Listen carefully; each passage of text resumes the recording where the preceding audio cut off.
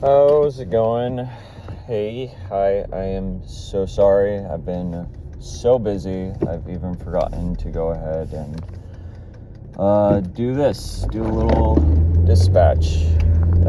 Hence the reason why I'm doing this while driving, which will look scary to people on the road and scary to people on the net. People on the road because I appear as if I'm some sort of old Hollywood Universal monster creature come to life with the silhouette affecting my shadows on my face and cheekbones and whatnot. And to the viewers at home, because this is the POV you would have if you were under my butt. So, I am sorry in advance for freaking anybody out like that.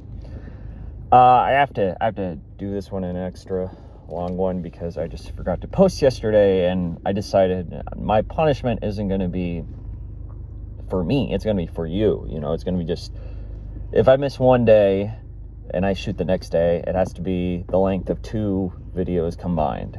Of course, it's still going to be about one thing, and today's one thing I think is I'm trying to let go of shame and guilt for the things I don't need to feel shame or guilt for. And that's hard because I feel a lot of shame and guilt for everything. Virtually everything in my life, I feel like I've fucked up or I've screwed up in some way, shape, or form. And that may be true for some very certain scenarios that if I haven't already, I still need to learn how to take accountability for. But when it comes to things that I shouldn't feel shame about, let's say like asking for a day off of work or something like that, it's hard as well. It's very hard in those instances because I just constantly am thinking I am so important enough that I am the worst person ever, and I am constantly thinking that people are constantly thinking about hating me, and that's not the case. One of the reasons why I do still mourn the end of the relationship, which again, it was more of my choice than hers, you know, I drove that point home, and I feel stupid that I did that sometimes, but I also feel really smart. But one of the interesting things about my ex is that she kind of hit it on the head when she told me that you're not important enough for people to hate all the time. And I think that was really significant for her to say, because that's, at my best moments, something I try to tell myself and others when they're down on themselves. If they're worried, like, oh my God, what if this, what if that?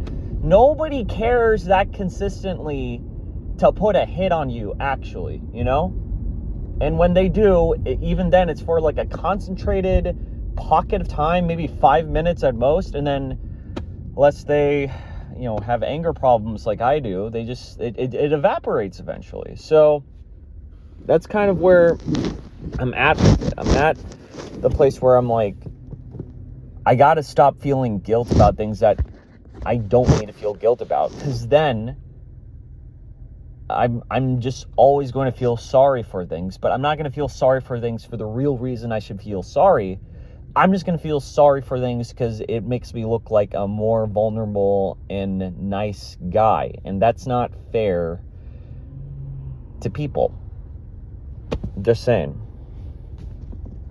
I should be brushing my teeth, but I gotta take a little bit of gum so I can just relax. I might catch a movie today. I don't know. I have so much time. You know, I think about my ex now even more often than I did before. I'm still not contacting her. I'm still not talking to her. I'm just not trying to reach out to her at all. Not that I dislike her. We don't have each other blocked. We could technically search each other up if we want. But I don't.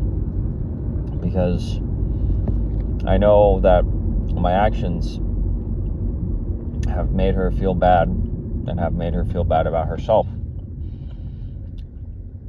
And frankly, if we're being honest, have made her feel bad about choosing to be with me. And I just don't want to interrupt the process she may be going through in order to heal from that. I can't say on public record, actually, when I shouldn't, about what it may be.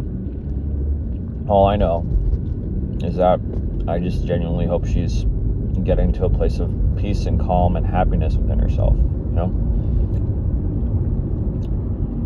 And I would hope she's hoping the same for me, because I am trying. It's not just all, oh my God, I'm going on date. I maybe went on one date since we split. And that was nice, but that's been it so far, you know? And I'm fine with that. I'm actually okay with that. How this pertains to the whole thing about guilt and shame is that I think I got back with her in the past, not so much because, like, you know,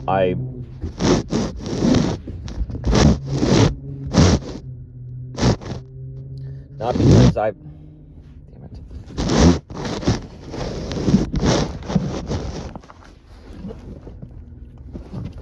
I think I got back with her in the past, not because I necessarily, I think I'll always have love for her.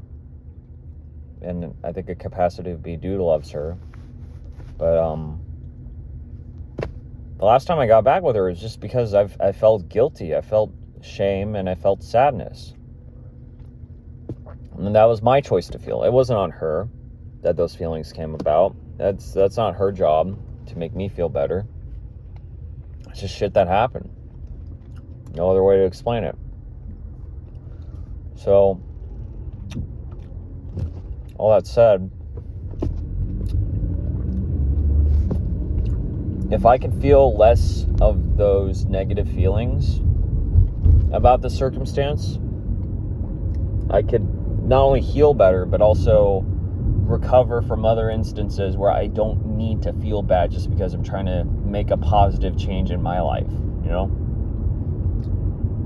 Granted, the ways I go about it, I'm sure could be a bit more positive, could be more encouraging. I do wish I had the patience to, like, end it more calmly when we had when I chose to end it the last time we ended it. But you know, it is what it is.